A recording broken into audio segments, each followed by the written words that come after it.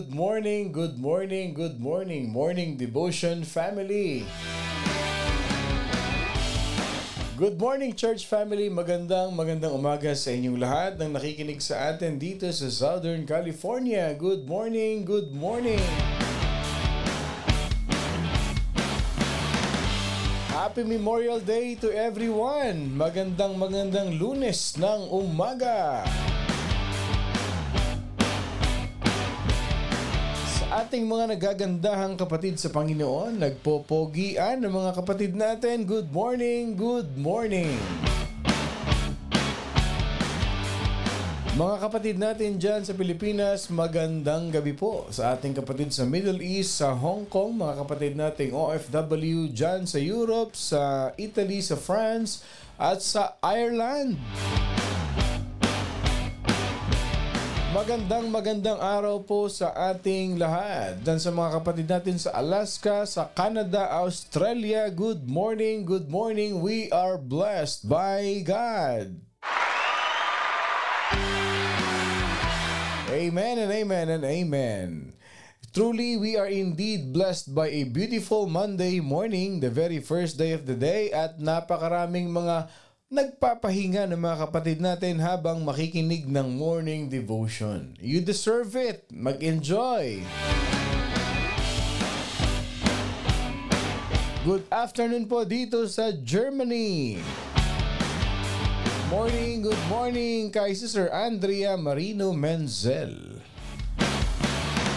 Parang maganda yata ang weather dyan, kapatid, sa Germany. Ano ba, malamig ba dyan? Nag-yellow ba dyan? O umaaraw din? Palagi ko, madalas ang snow dyan, ano? Blessed morning po sa lahat. We love you, Lord.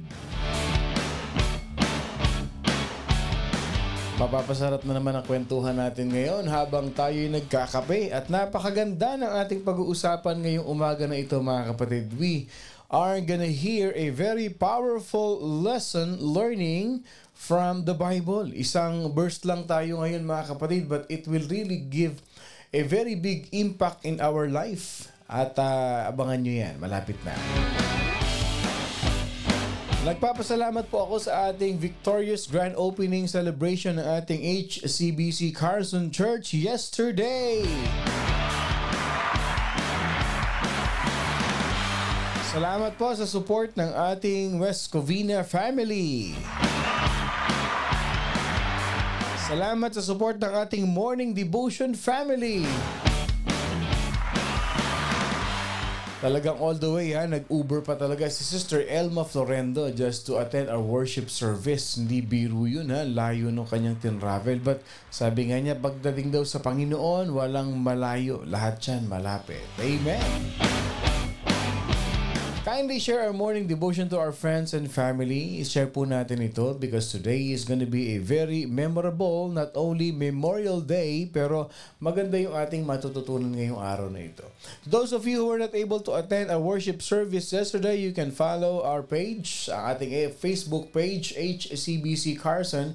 Mapapanood po rin yung ating mensahe sa araw ng linggo kahapon, mga kapatid. Mapapanood po natin yan, no? So, i-type nyo lamang po at HCBC Carson. Makipapanood nyo po yung ating worship service kahapon. Praise the Lord.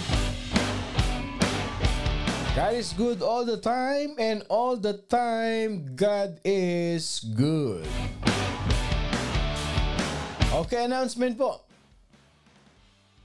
Bumabalik na po yung ating resume na yung ating Bible study this coming Friday sa ating West Covina Bible study 6 p.m. to 7 p.m.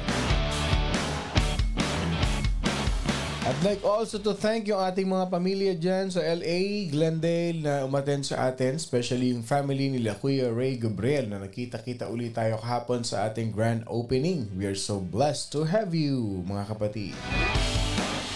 And it is indeed a blessing for us, again, to gather today sa ating morning devotion family. Kaya sabihin mo sa katabi mo, gising na, coffee time, devotion time na. Ang ating early bird for today. Okay, let's announce our early bird for today. Okay, ang ating early bird for today, mga kapatid, I see. Teka muna, bakit? Nakita ko agad kanina yun Teka muna Ang ating early bird ay... Okay. Natabunan na siya. Okay, let me just see. Teka po Okay, ito. Ang ating early bird for today. Okay, palakpakan natin. Si Dr. Casey Sagun. Ayan, congratulations, Doc Casey. You are our early bird for today. Okay. At ang ating second runner-up ay si Sister Ethel Ballestero Mariano ng Arizona. Sister Casey, naku nawala yung iyong comment. Hindi ko siya mabalikan. Teka muna, natabunan yung comment. Okay, sorry for that. Pero siya ang ating early bird for today. At ang ating third runner-up ay si all the way from Florida, si Kuya Sunny Clarin. Blessed Monday Church. Ayan, so ating early bird, Doc Casey, congratulations. Tanggapin mo yung early bird prize mamayang 10:17 Yeah, congratulations, Doc Casey. Congratulations din kay Sister Ethel Mariano at kay Kuya Sunny Clarino. Okay, tignan natin kung sino yung nagbitaw ng ating pampagising today. Okay.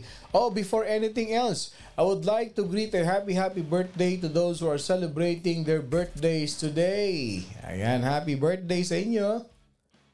Ayan. Tanggapin yung aming mga balloons from Morning Devotion Family. Ayan. At ang mga kapatid natin nagsa-celebrate ng kanilang wedding anniversaries, happy anniversary sa inyo. And you have many more celebrations and fruitful relationships. Many years pa yan. At saka yung mga nagsa-celebrate na kanilang mga birthdays. Okay, moving forward. Let's see. Sino ba yung ating nag-mention ng ating magic word for today? Okay. Sabi ni Sister Irma David Delphine, God is good all the time. Mahal na mahal kita, Panginoon. Kailan may di kita ipagpapalit.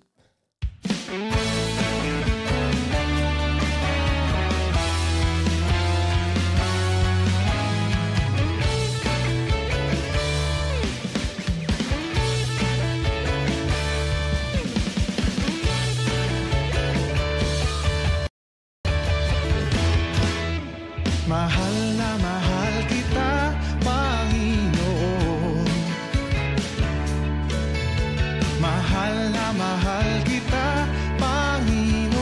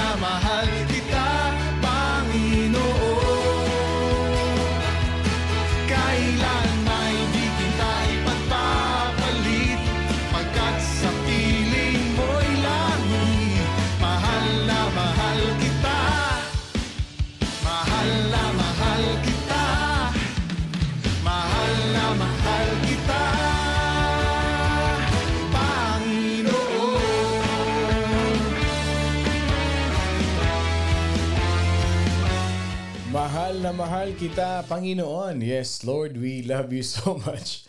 Natawa ko lang, meron lang ako natawa, nabasa ko yung isang comment, yung comment ni Tito Manny. Sabi niya, Happy Memorial Day to everyone.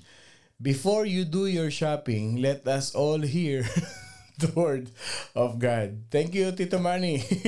That was a very powerful comment. Oh, before you do your shopping daw. Okay, walang pinagkaiba yan. Before you pay, you pray. Okay? Siyempre, ma-overwhelm tayo. Ang daming sale. Naku, talaga naman. Oh. Tempting talaga yung mga sale na yan. Naku, ha? So, before you pay, you pray. Kasi baka mamaya, pag hindi natin pinag-pray, ito mangyari sa atin. Naku, nakakatakot yan mga kapatid. Pagka oras na ng bayarin. Naku, kailangan maging sure tayo, ha? Kaya sabi nga, before you do your shopping, hear the word of God first. Okay, moving forward sa ating morning devotion. Don't forget to tag your friends and i-comment po natin yung mga names sila dyan. Type nyo at everyone, at highlights, at followers. Marami tayong mga strategy na ginagamit sa Facebook on how we are going to share yung ating pong morning devotion. So let us help one another to spread the gospel to many people as we can. Now, bago po tayo dumako sa ating worship song, mga kapatid, let us give thanks to the Lord for His mercies endures forever. Sabi ni Jackie, Blessed Memorial Day to you, Pastor Bong and Morning Devotion family. Happy Barbecue Day too. Ay, Barbecue Day pala ngayon?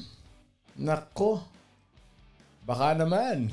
Yung mga kapatid natin diyang magba-barbecue, baka naman. Actually, kahapon, I'd like to thank the Reyes family for a wonderful fellowship dyan sa ating pamilya sa Carson. And the celebration was in Norwalk.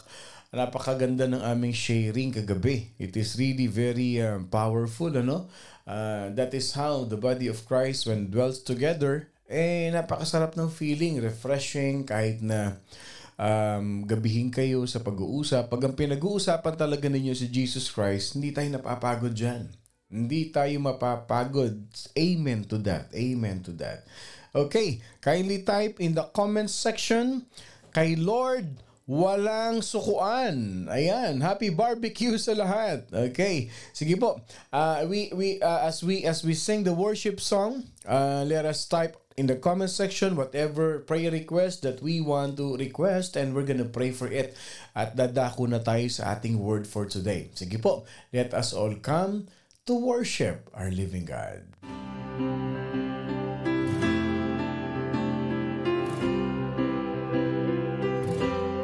Blessed assurance, Jesus is mine.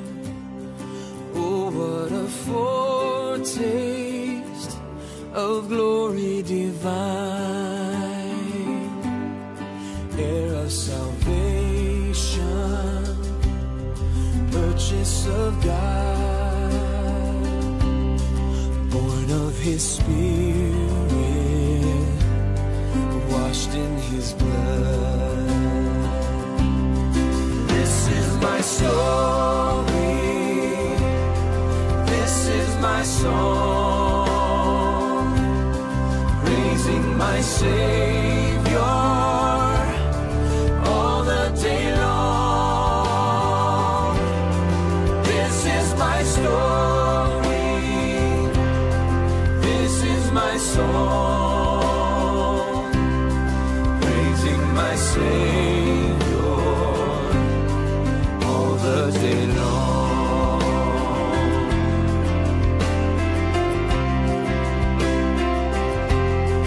Perfect submission, perfect delight, visions of rapture now burst on my sight. Angels descending, bring from above echoes of mercy, whispers of love. This is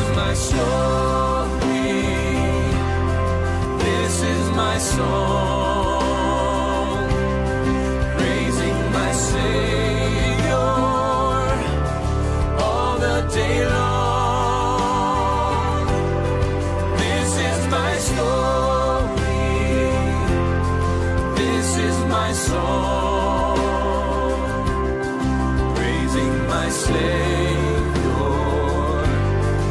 all the day long.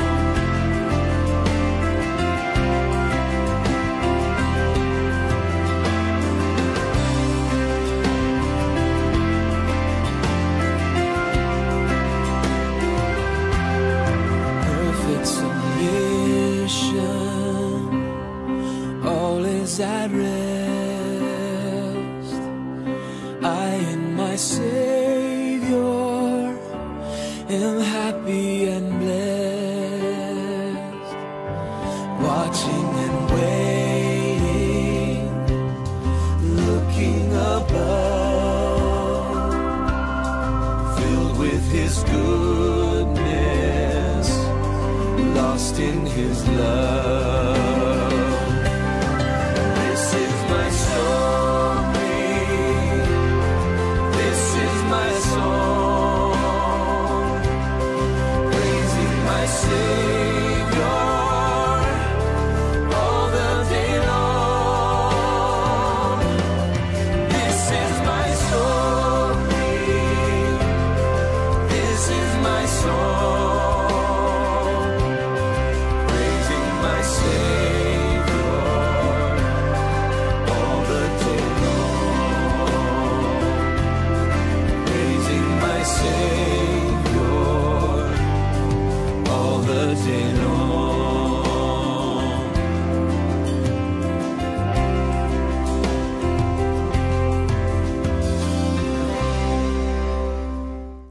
What a very powerful declaration today. We can declare this as well to ourselves. Praising my Savior all the day long. Ganda nung kanta. Praising my Savior all the day long. Kay Memorial Day pa yan, kay Ordinary Day pa yan, kay Christmas Day, kay New Year's Day, kay Veterans Day yan. What matters is praising our Savior all the day long. Naniniwala ba kayo mga kapatid na mas na-enjoy natin ang holidays pag inuuna nating i-praise si Jesus sa buhay natin? Do you believe in that? Kindly type in the comment section. Praising my Savior all the day long. Even the Bible itself says, the Word of God says, whatever you do it for the glory of God. Yan yung kanta, yan yung reflection na kanta dun sa Bible verse na yun. Praising my Savior all the day long. You praise the Lord when you wake up. When you open your eyes, you praise the Lord. You worship God in your life. Whatever you think, whatever you say, whatever you do, you praise Jesus in your life. Alam ninyo, pag ganyan na naging lifestyle ninyo, pag nakasanayan nyo yan sa araw-araw ng buhay ninyo, you will see transformation. You will see your character transformation. You will see the life of Christ in you. At pagka nangyari yon, akala natin simpleng bagay lang, ano? Ang daling sabihin, praising my Savior all the day long. Kindly type in the comment section, praising my Savior all day long. Alam po ba ninyo, pag yan ay naging part ng buhay natin, pag naging sistema na ng buhay natin yan, pag naging natural na sa atin, yung parang naging hindi na natin, parang hindi na tayo yon pag hindi natin napapractice yung pinipraise natin si Jesus sa buhay natin. Alam niyo what will happen? Breakthrough. Breakthrough. Miracles. Good things.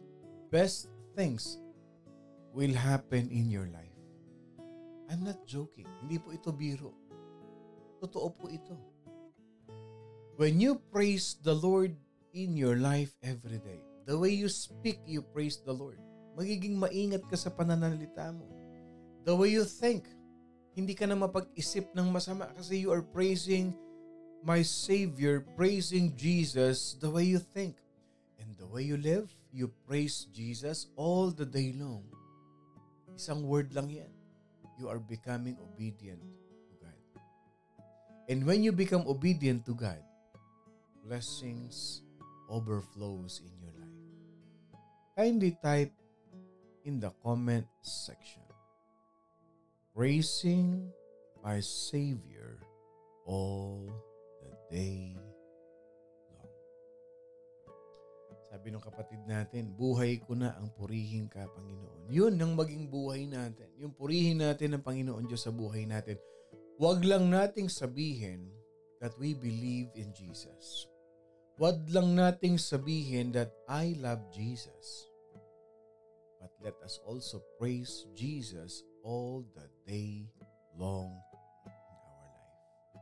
Sabi ni Dr. Casey, Amen. Paggising mo pa lang, meron kang peace and joy sa puso mo.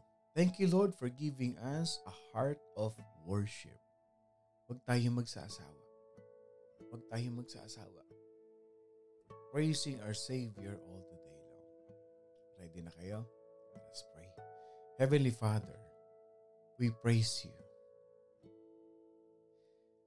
Our hearts are overflowing with gratefulness. And we are so much very thankful, Father God, for this brand new morning. This morning that is filled with love. This morning that is filled with strength. This morning that is filled with hope.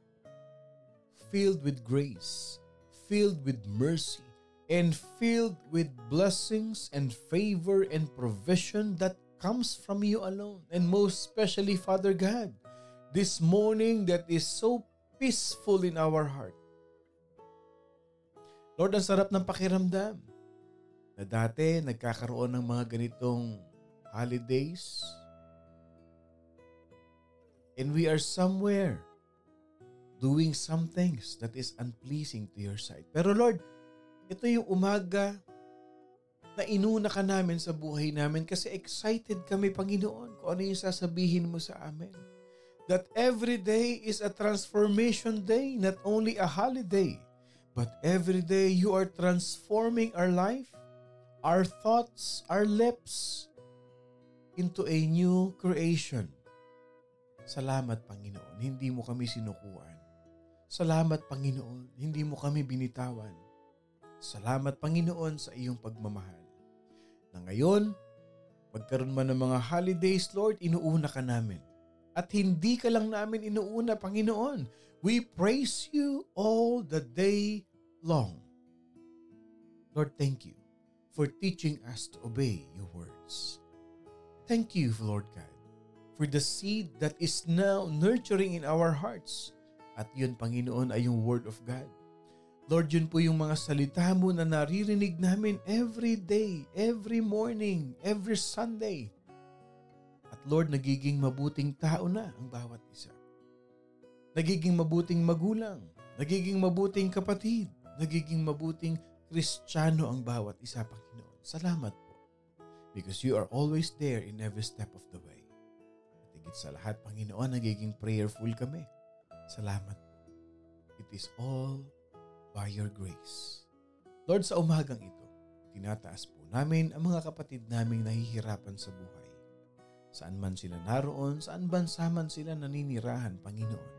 There is a leading from you, Lord God, to pray for those people who are suffering in life. People who are sick.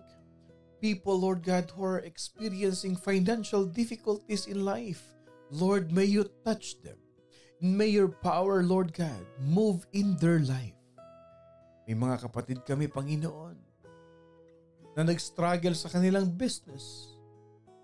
People who are being taken advantage of other people. Lord, tulungan mo kami. Tulungan mo ang iyong mga anak. Mga problema, Panginoon, na sila na ang gumawa ng mabuti pero sila pa, Panginoon, ang napasama. Sila pa ang binabalikan, sila pa ang pinagsasalitaan ng hindi maganda. Lord, touch us, comfort us, and may your favor be upon us. Kasi ayaw mo ng manaaaping mga anak mo, Panginoon. Lord, tinataas ko po sa iyo those people who are sick right now.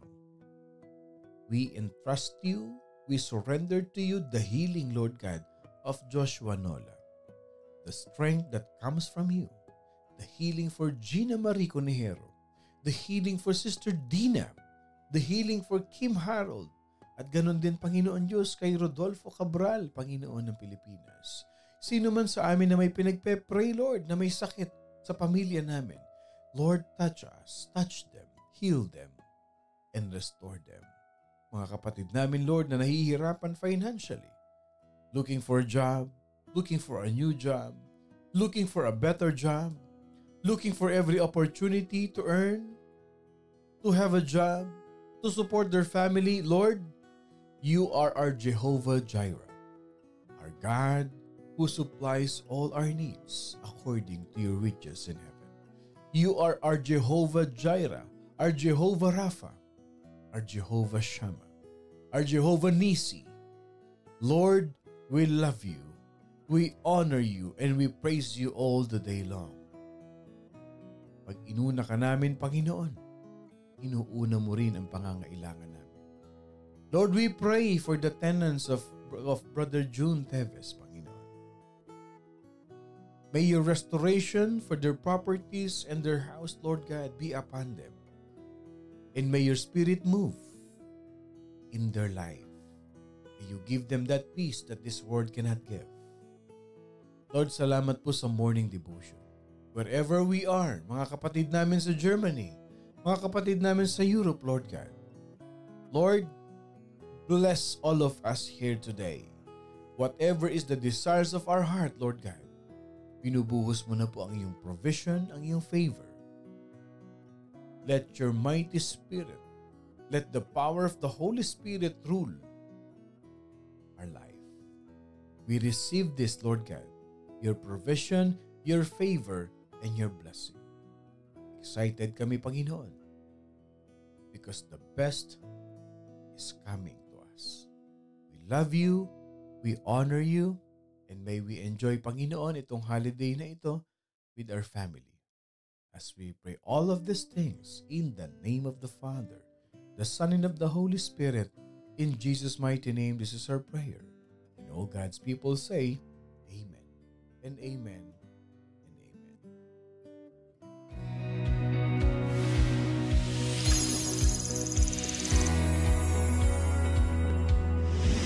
Once a year, Memorial Day is celebrated in the United States. It's a holiday when people come together to honor all of those in the military who died in service to their country. There are many traditions surrounding the celebration, including family gatherings and parades. And because it takes place on the last Monday of May, it's often seen to mark the beginning of summer. But have you ever thought about the history of Memorial Day? Let's learn how it all began. For thousands of years, people have gathered to honor those who died serving to protect their country in the military. People in ancient Greece held ceremonies to remember soldiers who died. After the Civil War in the United States, people started to do the same. At first, small groups of people would meet to remember soldiers that died and leave flowers on their graves. Then, in 1868, Major General John A. Logan called for a nationwide day of remembrance. He thought it should take place on May 30th and decided to call it Decoration Day. As time went on, the United States fought in other wars. To remember all of those Americans who died during those wars, the holiday's name changed over time from Decoration Day to Memorial Day. Now, on the last Monday of each May, large parades take place in big cities and in smaller towns.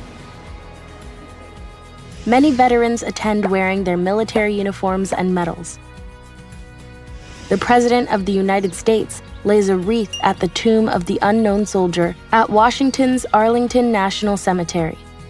And a minute's silence is observed during the national moment of remembrance to honor and remember our military heroes. What is important about Memorial Day?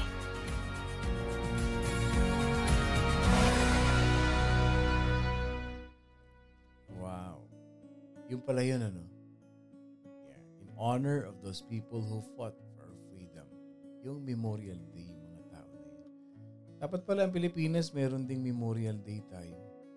I believe meron ba tayo? No? Independence Day lang yata. Yeah, we deserve it too. Kasi may mga Filipino din naman na talaga nakipaglaban, namatay para sa bansa natin. Ano?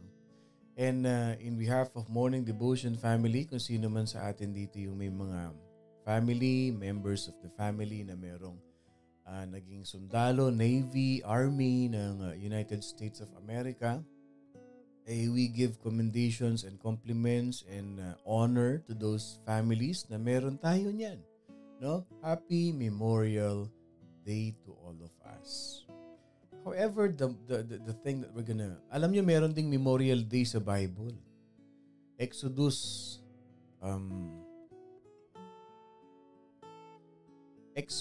chapter 13 verse 3. Meron yan sa Bible. Basahin ninyo yan. Yung story ng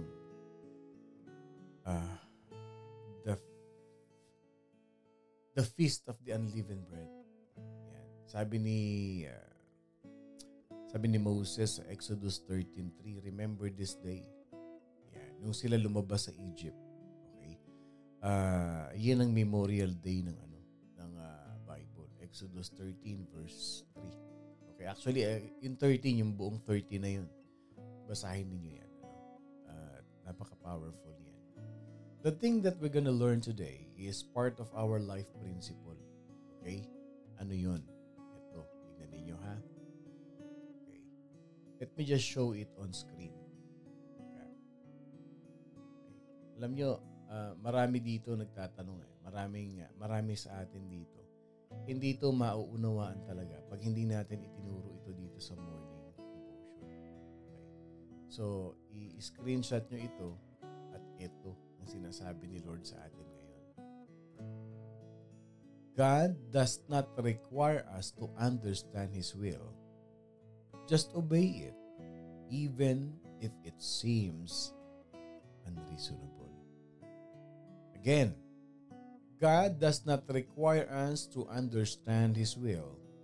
Just obey it, even if it seems unreasonable. Marami nag-struggle dyan. No? Meron pala araw ng kagitingan pala yun. No? Marami nag-struggle dito. Yung obedience, marami. Okay? Hindi lang unbelievers, even believers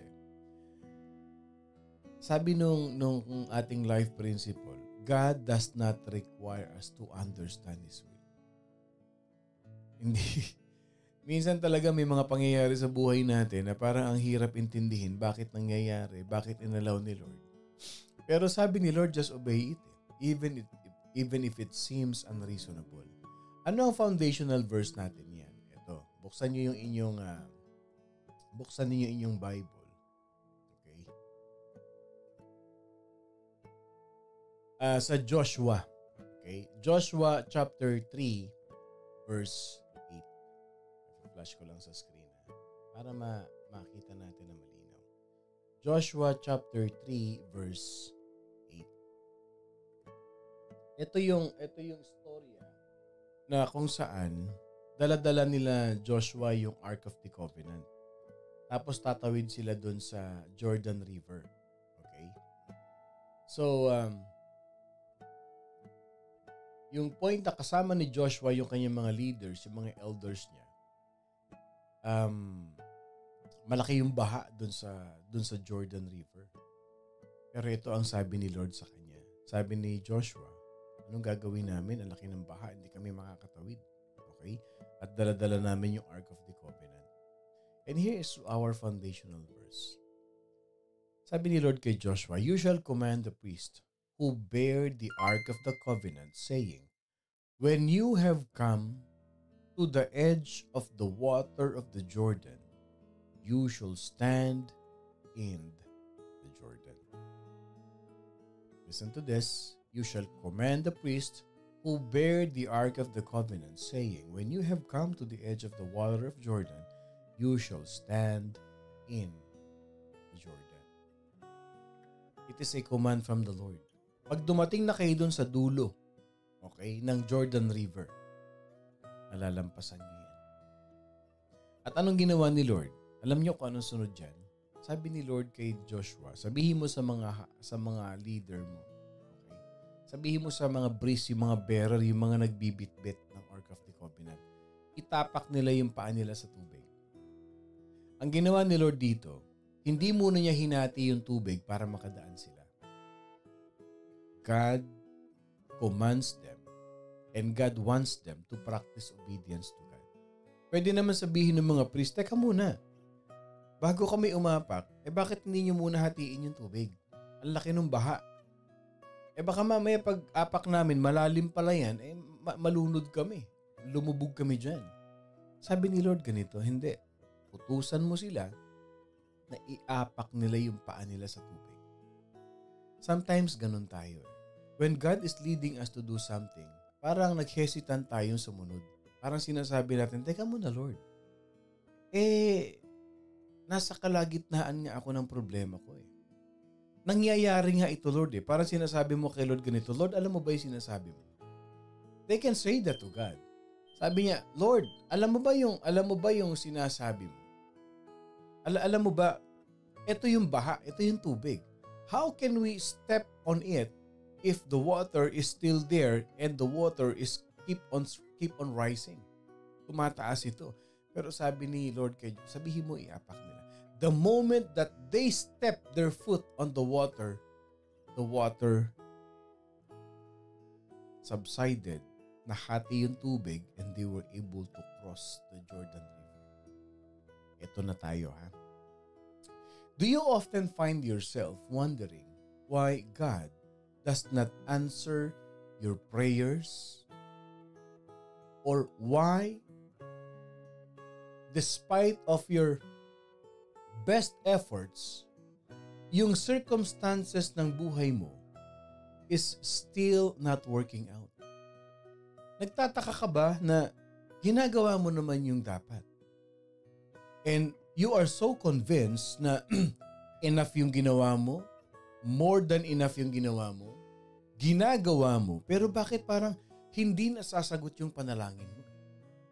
Why is it that despite all of your best efforts, the circumstances of your life is consistent at walang pagbabago? Church, the answer could lie in your level of obedience to God. Yes. Ang sagot, gaano ka ba ka-obedient o yung level ng obedience mo kay Lord nasaan? Or waiting may be the result of God wanting you to be still. Or minsan, humahaba yan kasi inaalaw ni Lord na humaba na para bang walang pangyayari kasi gusto ni Lord makita niya muna yung dependency mo sa Kanya. He wants you to be still and know that He is in control. Maybe because waiting may be the result of God for you to trust Him more and watch Him as He give you a sign to move forward in life. Church, any area of disobedience in our life needs to be addressed. Lahat ng area ng buhay natin na hindi tayo sumusunod, na hindi natin ibinibigay, sinusuko sa Panginoon Diyos, kailangan ma-address yan. Kailangan maayos yan. Okay?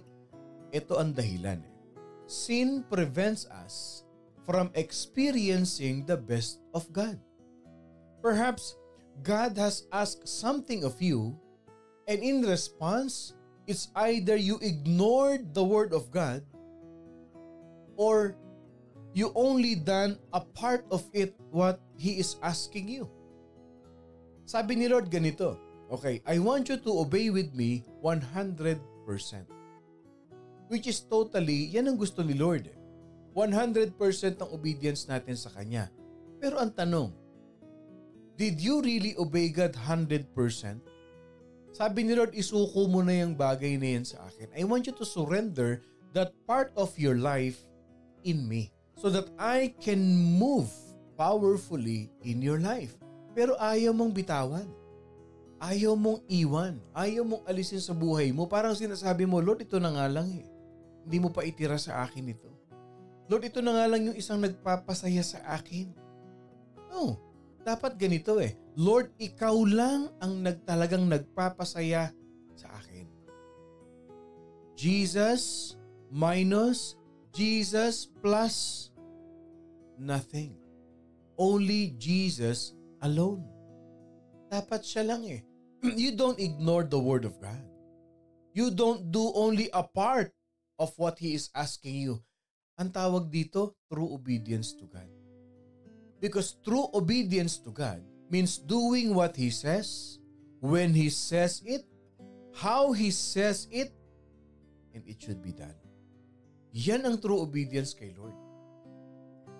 Ginagawa mo, sumusunod ka kay Lord kung anong sinasabi niya, kailan niya sinasabi, paano niya sinasabi sa iyo, at kung anong dapat mangyari. Yan ang true obedience. Minsan, susubukan ka ni Lord.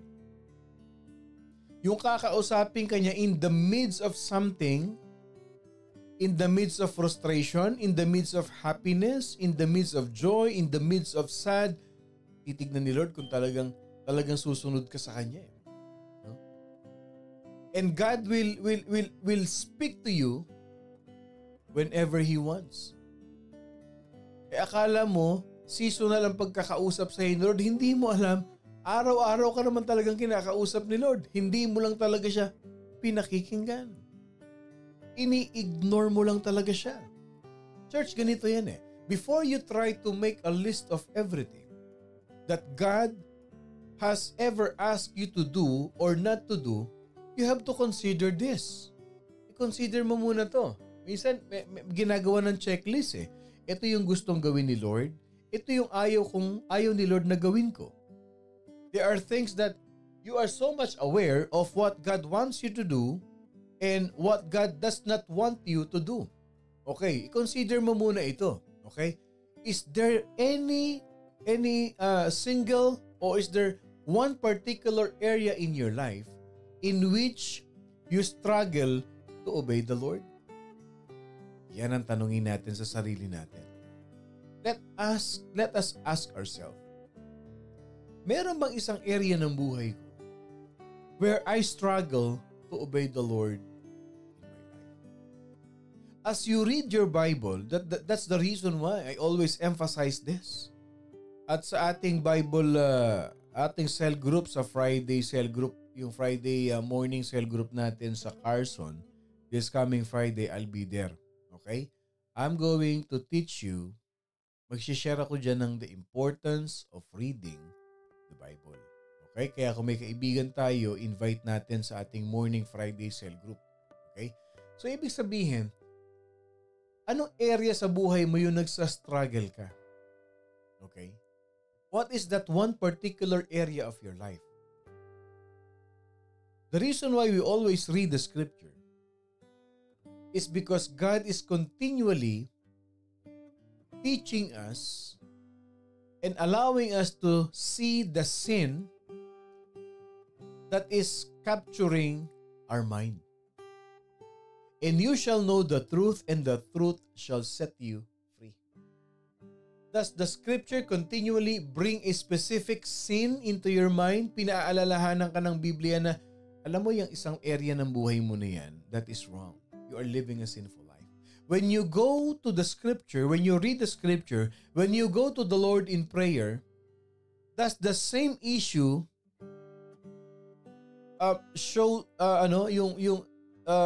does the same issue of that sin in your life coming into the surface repeatedly? Parang nagbasa ka ng Bible, natumbok niya kung ano yung ginagawa mong mali.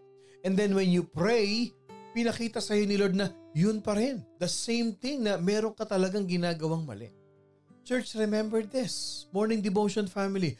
If the Lord is bringing something to your mind right now, you have to consider this. It could be that you have been living in the same uncomfortable situation.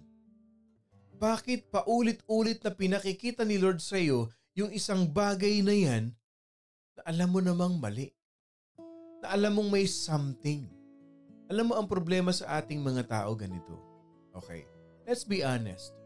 minsan alam na nating mali, pinangangatwiranan pa natin. Alam na nating mali, pero binibigyan natin ng reason. Tinatayuan pa natin, we stand in it. Yun lang naman. Hindi lang naman ako gumagawa niyan. Dami rin naman gumagawa niyan eh. May ganito tayong attitude eh. Tama? Iko-compare mo pa yung sarili mo. Buti nga ako, ito lang ginagawa ko. Sila ganun eh. It's not a matter of how long, how big, how small. No, sin is a sin. Huwag mong tignan yung mali niya. Ang tignan mo yung mali mo. Hindi naman sila yung i-bless nila. Ikaw ang nagsisik ng blessing. Ikaw ang nagsisik ng guidance. Huwag mo i-compare yung sarili mo. You focus on your sin. Ang ganda ng message natin kahapon. Ano sabi ng message kahapon? No? When you focus on the righteousness of God and you see yourself, you don't have time to look for or criticize other people kasi sa'yo pa lang alam mo na makasalanan pala ako. And you don't point fingers to people who have a wrong life. Who's living in a sinful life. Kasi pag tinignan mo yung sarili mo, I am a ruined person of unclean lips. Basahan ako sa paningin ng Panginoon. Pare-pareho lang kami. I am not worthy. I don't have the authority, the right to condemn other people. Yun eh. So, when you read the Word of God, when you pray, mga kapatid, if the Lord is bringing something in your mind, you have to consider that. Maybe, probably, or very sure. You have been living in the same uncomfortable situation for years because at some point in your life, you chose to do the things your way instead of God's way. Sabi nung iba, ouch. Aray, pastor. Ako yata yan. That's true. Tapos magtataka ka, hindi sinasagot yung panalangin mo. Tapos magtataka ka, lahat naman ginagawa ko. Binibigay ko nga itong ganito ko. Lumuluhod pa nga ako. Baka ba dahil dyan, nahihinder yung panalangin mo dahil yan pa rin ang sitwasyon mo. Pinaalalahanan ka na ng Word of God. Mabuti sana kung nagbabasa ka ng Bible, mas lalo pa kung hindi ka nagbabasa, paano ka mapapaalalahanan? Uma-attend ka nga sa church, wala naman sa church yung isip mo. Nakaharap ka nga sa pastor, pero iba naman ang iniisip mo. Lumilipad ang isip mo. Marami sa atin nasa simbahan nga, pero yung isip nasa ulam. Malulutuin ko, saan ba ako pupunta after nito? Nagiging religious tayo. That's not right. Kaya tuloy, akala natin, pagka itinutuwid tayo ng Panginoon, sinasaktan tayo ng kapwa natin. O yan, tumataas tuloy yung aking sugar. Hindi ba? May ganun tayo eh. You might be living in the same uncomfortable situation. Tandaan natin, living a sinful life is an uncomfortable situation. Hindi comfortable situation yung nabubuhay ka ng makasalanan ka. Hindi yan. At some point, baka mahabang panahon ka nang nabubuhay ng ganyan. Matagal ka nang nabubuhay ng pangit ang ugali. Kasalanan yan. Pagiging pangit ang ugali. Hindi tama yan. Pangit ang pag-iisip. Kasalanan yan. Sabi ng Bible, whatever is pure, whatever is noble, think about such things. Sumunod tayo sa Panginoon. Sabi ni Lord, ang isipin mo raw. Ang ipasok mo sa isip mo, wag basura. Ang ipasok sa isip, yung kaaya-aya. O ano ba sa English yung kaaya-aya? Ka-join-join. No? Yung nakakabigbigay ng karunungan, hindi yung nakasisira ng kaisipan. You chose to do things your way instead of God's way. Church, following His will instead of your own can make what? An amazing, tremendous, big impact, difference in your life. That's true. Following His will instead of your own will. it can make a big difference in your life, which is why you must make obedience to the Lord your top priority. Gawin mong top priority, unahin mo yung sumunod ka sa Panginoon kung ano sinasabi sa iyo ng Panginoon. One time, a person asked me, Pastor, bakit pagkausap kita parang ang dami-dami ko natututunan. Hindi ako yun, sabi ko si Lord yun. Even yung pagtuturo natin ng morning devotion, pagtuturo natin sa pulpit, ano ituturo ko kung hindi ako nag-aaral, hindi ako nagbabasa? Pasukan mo ng karunungan ng Panginoon Diyos, ang wisdom ng Lord yung isip mo, tatalino ka. Pero pasukan mo ng basura, magiging bio-bio ka. Lumapit ka sa Diyos, bibigyan ka ng karunungan. Lumapit ka sa demonyo, bibigyan ka ng kasinungalingan. That's true. And sometimes, we do our own way. Kaya nga sabi natin, make obedience as your top priority, obedience to the Lord. But to do so, ano gagawin? Ito nga, you need to understand why submission plays such an important role in your relationship with God. Magsubmit ka kay Lord muna. O tignan ninyo ito, bibigyan ko kayo ng isang istorya. An excellent Bible example to illustrate is what? Si Noah. He is a man who obeyed God. Even when what the Lord asked him to do did not seem to make much sense. Yes.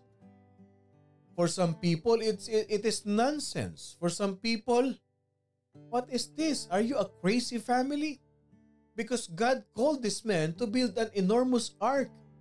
Something that seemed both impossible, illogical, but Noah complied without asking questions.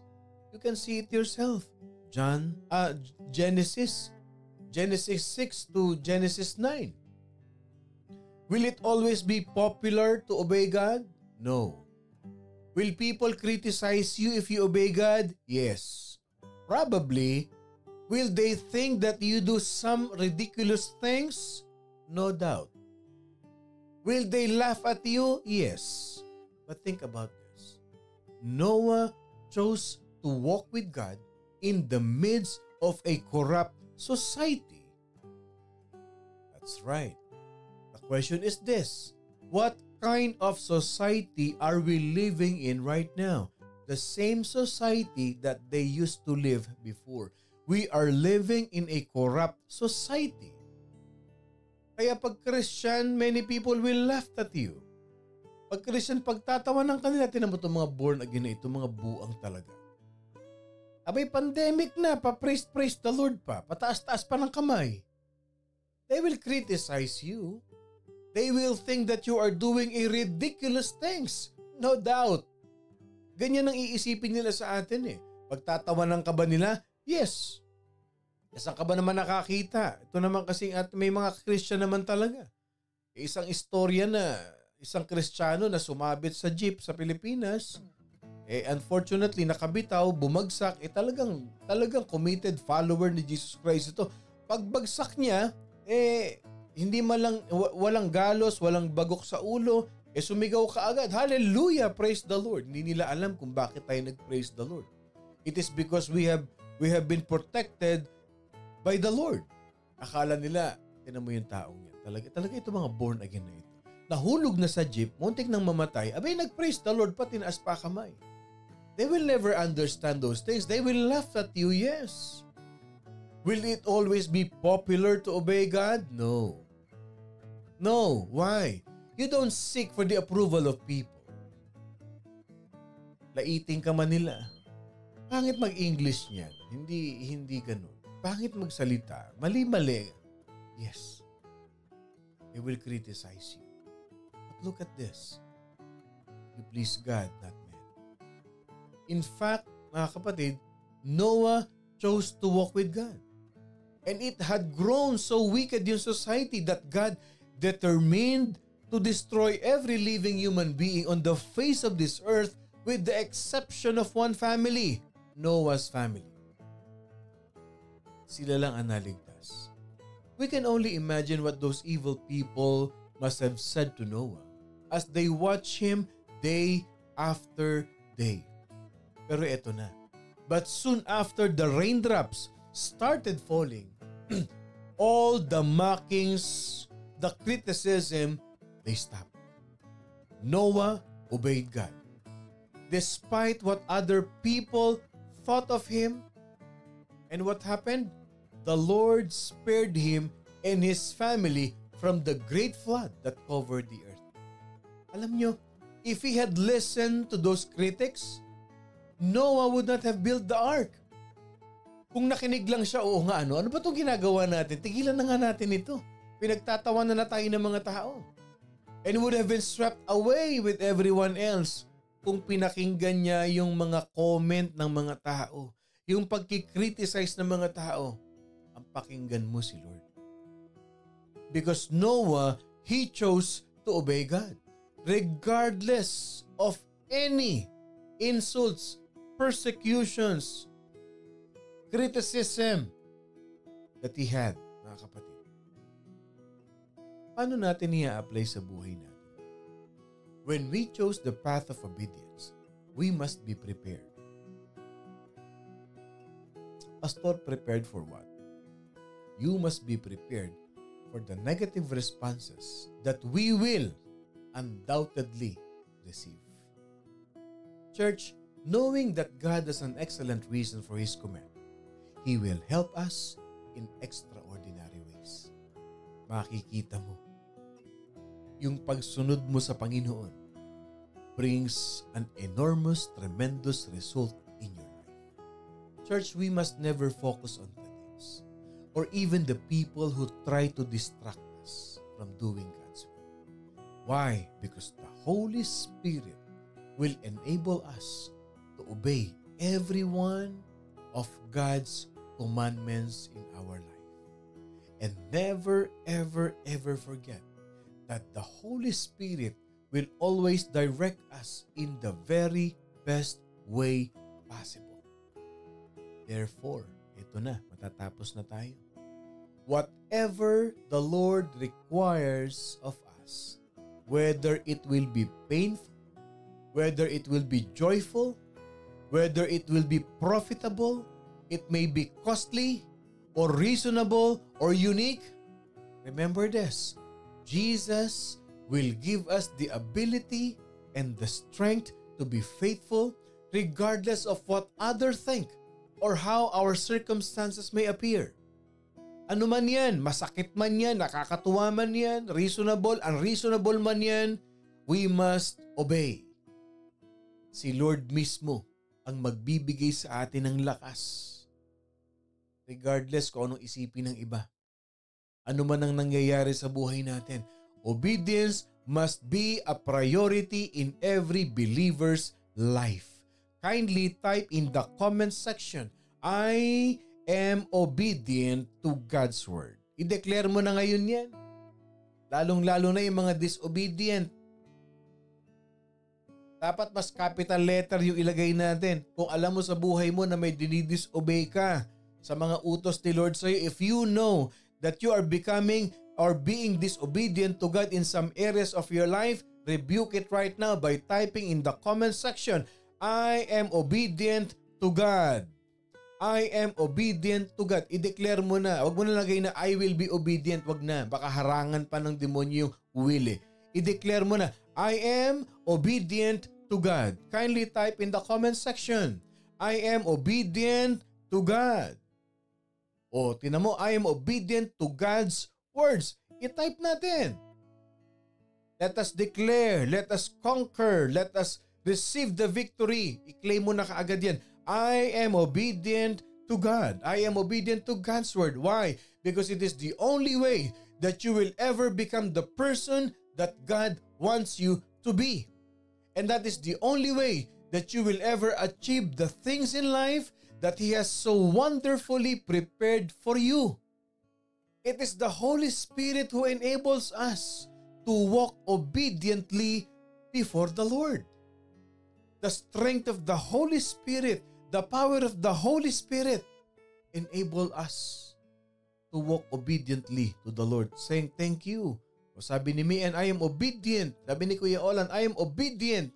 Ni Irma, ni Tita Thelma, ni Sister Shirley, ni Mami Edna, I am obedient to God. Choose to obey Him.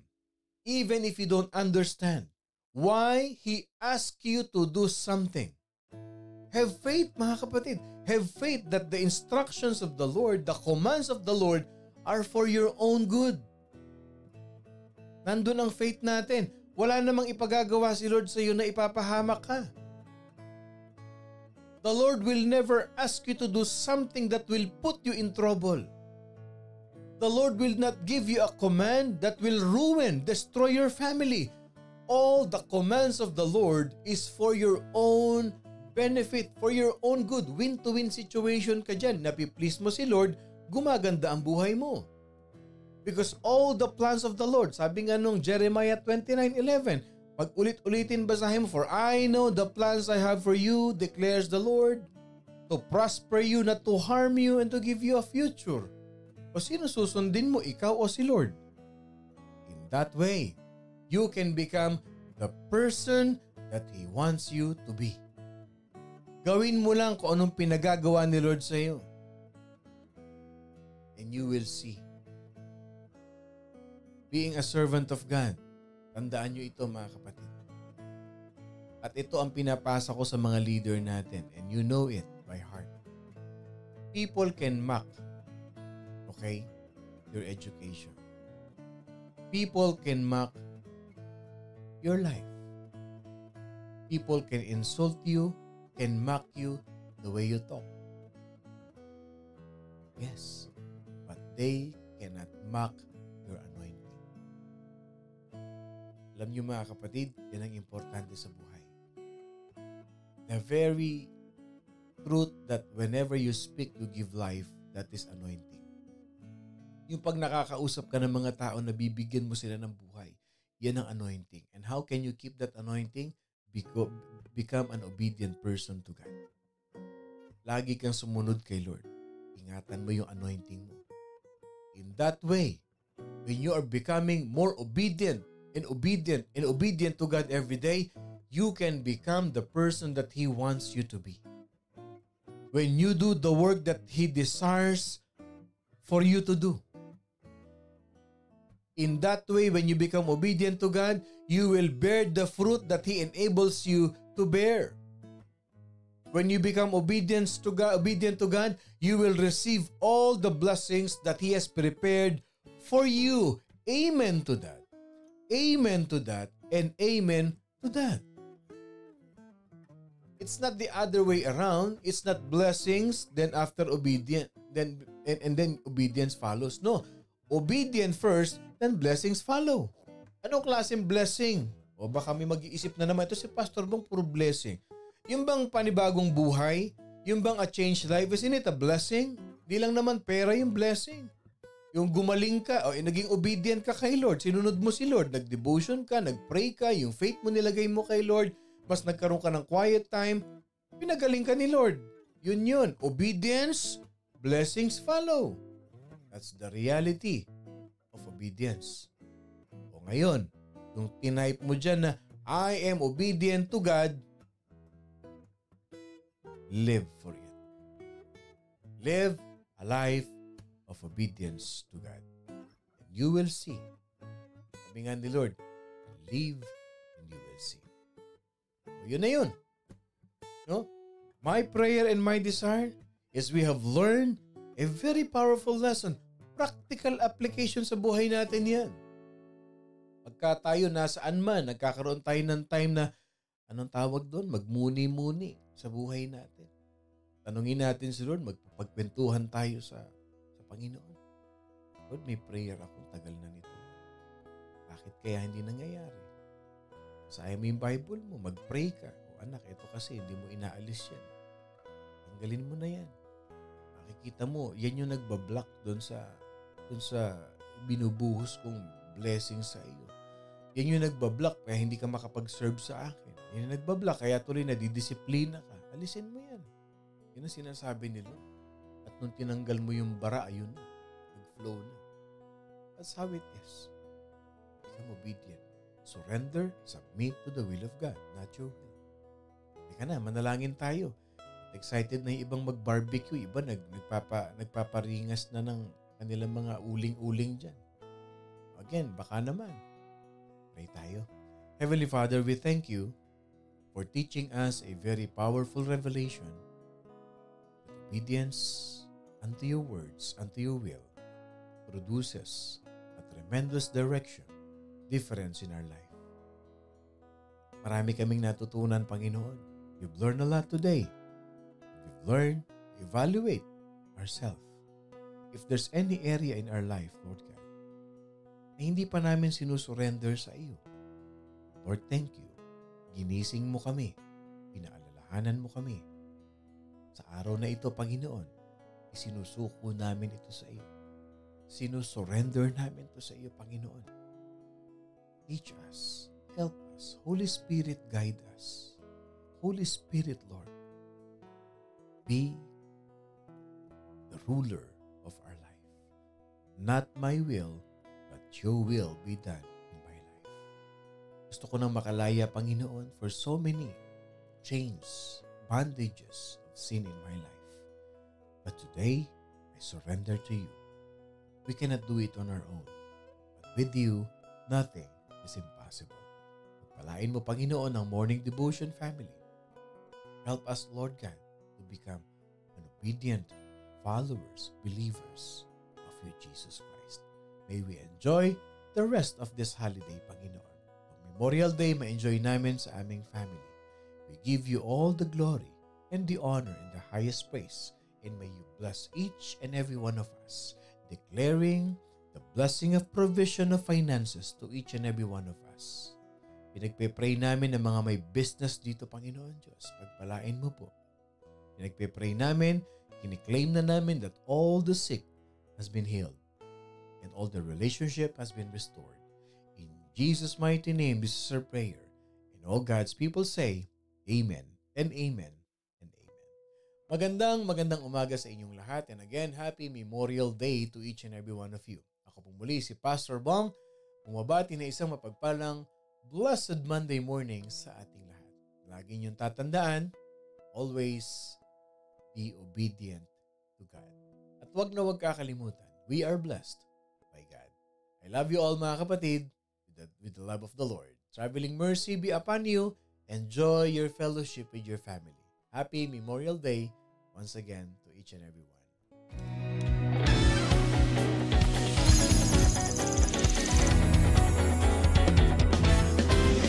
Once a year, Memorial Day is celebrated in the United States. It's a holiday when people come together to honor all of those in the military who died in service to their country. There are many traditions surrounding the celebration, including family gatherings and parades. And because it takes place on the last Monday of May, it's often seen to mark the beginning of summer. But have you ever thought about the history of Memorial Day? Let's learn how it all began.